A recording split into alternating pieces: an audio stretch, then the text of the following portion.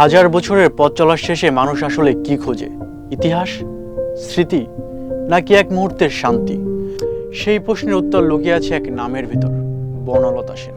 হাজার বছর ধরে আমি পথ হাঁটিতেছি পৃথিবীর পথে, সিংহল সমুদ্র থেকে নিশীথের অন্ধকারে মালয় সাগরে অনেক ঘুরেছি আমি। বাংলা কবিতার ইতিহাসের এক রহস্যময় আলোর মতো উদিত হয়েছিল জীবনানন্দ দাশ। নিঃসঙ্গতা, প্রকৃতি এবং মানুষের অন্তর্গত ক্লান্তিকে তিনি এমনভাবে শব্দে রূপ দিয়েছেন যা বাংলা কবিতাকে দিয়েছে এক নতুন গভীরতা।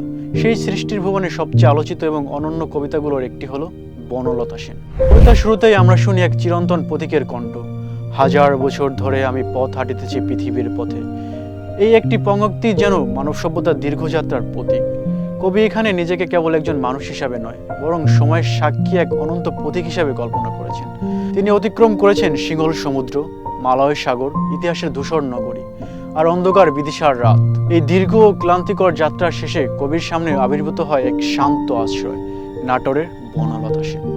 তিনি কোনো সাধারণ নারী নন, তিনি প্রশান্তির প্রতীক, বিশ্রামের প্রতিচ্ছবি। যেন হাজার বছরের ক্লান্ত পথ চলায় এক মুহূর্তের শান্তি, যেন হাজার বছরের ক্লান্ত পথ চলায় শেষ এক মুহূর্তের শান্তি।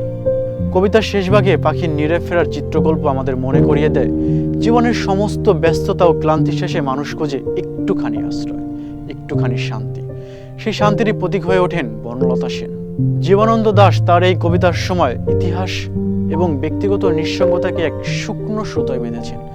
এই বনলতা সেন কেবল একটি প্রেমের কবিতা নয়, একটা মানুষের অন্তর্গত ক্লান্তি এবং শান্তির চিরন্তন অনুসন্ধানের গল্প। হাজার বছরের পথ চলা শেষে যখন সমস্ত শব্দ নিঃশব্দ হয়ে যায়, ইতিহাসের ধুলো থেমে থাকে নীরবতায়, তখন সেই চিরন্তন প্রতীক শুধু একটি নাম উচ্চারণ করে, আমার এই দুদণ্ড শান্তি দিয়েছিল নাটোরের বনলতা সেন।